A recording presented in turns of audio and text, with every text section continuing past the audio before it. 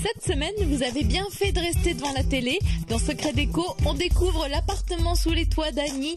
On ne jette plus nos nappes tachées et irrécupérables grâce à l'atelier de Valentine. Et Damien est à la fois artiste et ébéniste. Il fait partie de cette belle famille des métiers d'art et nous, on aime ça.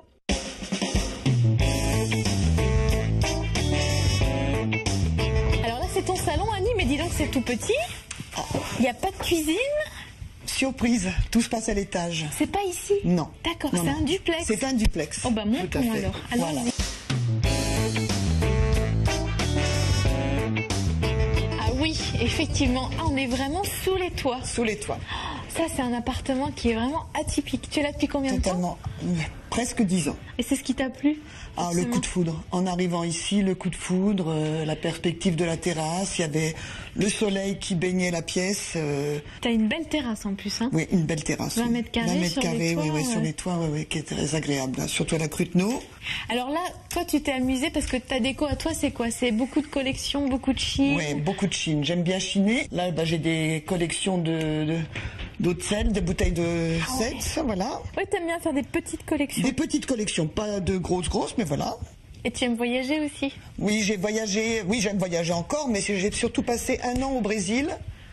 Et de ce séjour assez long au Brésil, j'ai ramené, voilà, ces 3 masques. Comment tu fonctionnes, toi? Il y a un objet qui te plaît, un coup de cœur, voilà, hop, tu l'achètes. Voilà, exactement. Et puis quand on m'offre quelque chose, ça c'est peut-être un défaut. Peut-être pour ça que j'ai beaucoup de choses. J'ai du mal à ne pas utiliser ce qu'on m'offre, surtout si c'est de bon goût, voilà. Et ça peut même donner des déclics pour des collections. Totalement. Ouais. Voilà, totalement.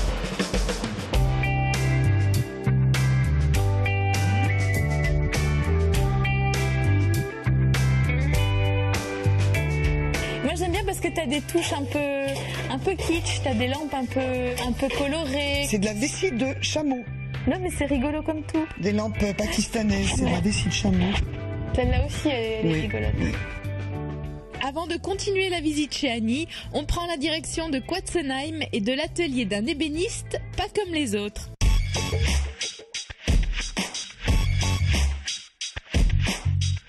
Bonjour Damien. Bonjour. Tu es en pleine création? Oui. C'est pas un meuble, là c'est un tableau que tu fais. Non, c'est plutôt un tableau, ce qu'on appelle de la marqueterie. Alors pas de la marqueterie, je mets pas en œuvre la marqueterie au sens traditionnel du terme. Normalement, on découpe les petits morceaux de bois et on les pose comme un puzzle. Exactement. Toi, tu les prends, tu vas même te promener, tu ramènes tes bouts de bois. Je ramène mes bouts de bois, c'est de la bruyère qui vient de Corse. Tu les coupes. Je crée mon plaquage avec, ce qui me permet de maîtriser à la fois la forme, la découpe extérieure et le dessin et les couleurs. Et ensuite, je compose mon tableau avec cette matière première. Et ce que tu vas faire, c'est que tu vas les superposer. Oui. Et au fur et à mesure, une fois que tu auras tout collé, tu vas poncer là où ça t'intéresse pour faire ressortir les différents bouts de bois qui te plaisent. Et travailler du coup avec la transparence du plaquage. Et ça peut donner ce qu'on a là par exemple. Voilà.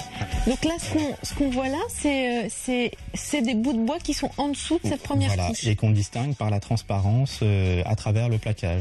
Et donc ça donne une profondeur au tableau qui est très intéressante. Le bois peut être transparent à ce point-là, c'est marrant. Le bois peut être transparent. Et alors ce qui est chouette, c'est que Damien, il l'applique sur des tableaux, mais tu peux l'appliquer sur des portes de placard, sur des meubles. Et on a de la chance parce qu'il habite juste à côté et je crois qu'il n'y a pas de meilleur showroom que ton intérieur. Il y a quelque chose, oui. Il y a 2-3 choses. On y va. Allez.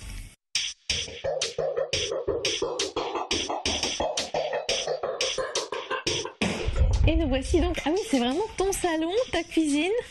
C'est chez nous. Avec plein de choses à toi, ça c'est toi qui l'as fait? L'habillage mural, oui. C'était donc c'est un habillage en chaîne qui a permis de cacher. Voilà, c'est une maison alsacienne qui a 200 ans avec tous les défauts, l'âge qui a vécu.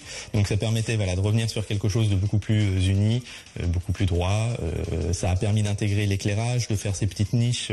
Ça c'est toi qui l'as faite aussi, cette console? C'est une console. C'est quoi comme bois? C'est du gourbari. C'est un bois qui vient de Guyane. Elle est très belle. Donc c'est une console qui se déplie en table. Ça devient une table? Oui, ça devient une table. Donc c'est votre table de salle à manger? Voilà, ça devient la table de salle à manger. C'est super intelligent. Wow. Les pieds du milieu se déplient. plateau en portefeuille et ça devient une table pour 8 personnes, ce qui ne prend pas de place. Ça, c'est super astucieux. Et elle est très élégante. J'adore. J'adore. Les fauteuils aussi, c'est toi? Oui. Fauteuil, le fauteuil cube, plaqué en ébène de Macassar. Avec très un tissu. vintage, hein. Très années 30, oui, aussi bien la forme que le bois renvoie complètement aux années 30. Ce bois-là, l'ébène... L'ébène de Macassar, ouais. C'est typique des années 30. Oui, ouais. quand même, oui, c'est un bois qui a marqué une époque et à partir du moment où on s'en sert, on fait référence à cette époque.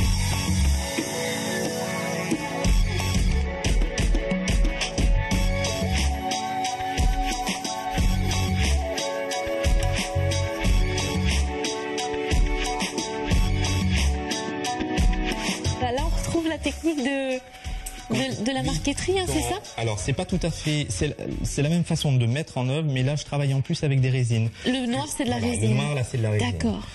Le résultat est plus graphique. C'est un autre univers, je dirais. C'est sympa, ces petites tables comme ça pour table d'appoint.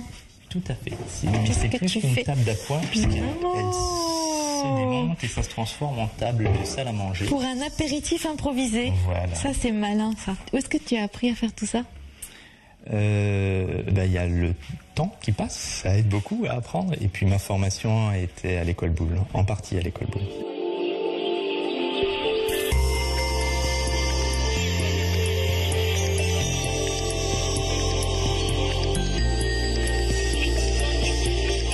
Oui, donc tu ne m'as pas menti quand tu m'as parlé du Japon. Ça, c'est des parois japonaises. Alors, c'est vraiment étonnant de trouver ça dans une maison alsacienne. C'est toi qui les as faites? Oui, tout à fait, d'inspiration japonaise. Donc avec le papier, avec la transparence du papier, un rétroéclairage qui permet d'éclairer tout le dégagement. C'est ce que tu voulais? Parce que là, il y a une pièce derrière. Oui, ce sont les portes coulissantes ou des portes ouvrantes qui sont intégrées comme ça. Ça ramène un autre univers, ça ramène de la légèreté, ça ramène autre chose. La maison alsacienne, on l'a gardée telle que sur l'extérieur, mais l'intérieur, on se l'est approprié. Et ça, c'est des choses que tu peux faire après en aménagement. T'aimes bien faire utiliser des panneaux japonais? Oui, tout à fait. Oui. Ouais. Et le placard dont tu m'as parlé, c'est par là? Il est là. Pour chercher les choses, elles sont cachées. Et voilà donc le placard dont tu m'avais parlé. Ah oui! C'est la chambre de ta petite fille. Placard avec cette technique de marqueterie, donc de superposition de plaquage. Et la transparence du bois. Et là, il y a vraiment un dégradé, ça finit foncé, ça va très... C'est quoi comme bois, ça? C'est le tulipier qu'on a vu tout à l'heure à l'atelier. C'est plein de poésie pour une chambre d'enfant, c'est bien? Oui, c'est très doux. C'est très doux. Et le lit aussi? Alors, celui-là... C'est un peu plus brut dans l'aspect, mais c'était un clin d'œil puisque ce sont des arbres sur lesquels j'ai pu jouer et faire des cabanes quand j'étais enfant. C'est des noisetiers et noyers qui étaient chez mes parents.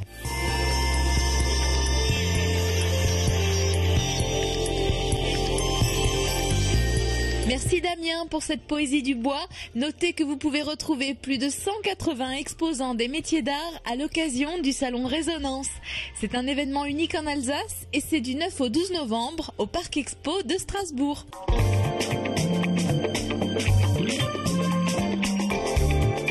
De retour chez Annie dans son appartement à Strasbourg, ou plutôt devrais-je dire dans ta maison sous les toits. En fait, on a vraiment l'impression d'être dans une maison. C'est à peu près ça, c'est ce que je dis, oui.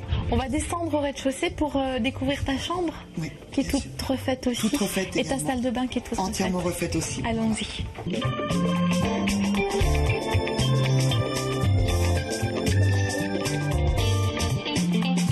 Dis donc, c'est presque on pourrait sentir la peinture encore, tellement elle est toute fraîche. Qu'est-ce que tu avais envie pour cette chambre? Comment c'était avant?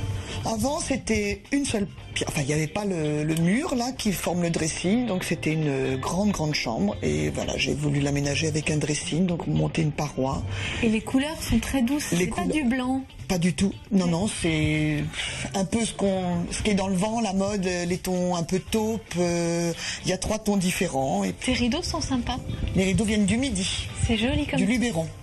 Ouais. Très joli. Ouais.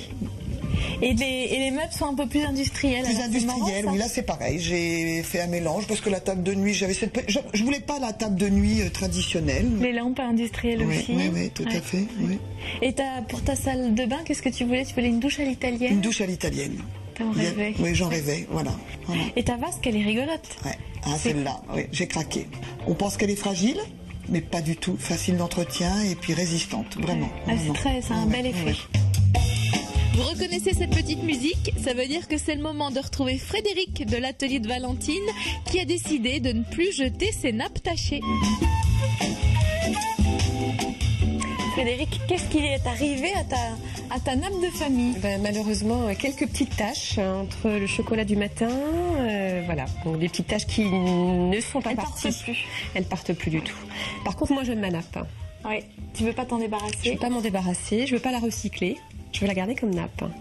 Ton truc à toi, c'est vraiment la récupération, ne pas jeter, réfléchir comment garder, réutiliser. Alors, dans le cadre de l'atelier, non. Pour mes clientes, c'est toujours des tissus neufs, des patrons que j'invente. Mais à titre personnel, oui, je ne supporte pas jeter, donc je garde tout et j'essaye de transformer. C'est donc en cousant de petits bouts de tissu sur les taches que nous allons sauver notre nappe. Il fallait y penser.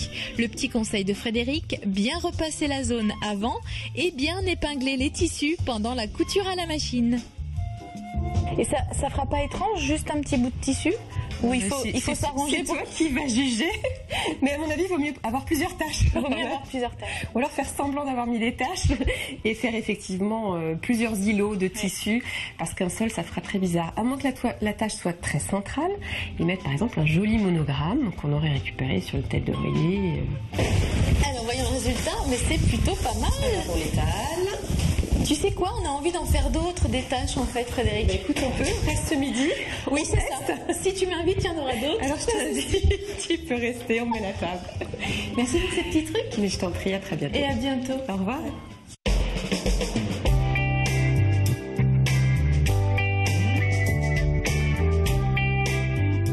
Annie, je te remercie de nous avoir ouvert tes portes.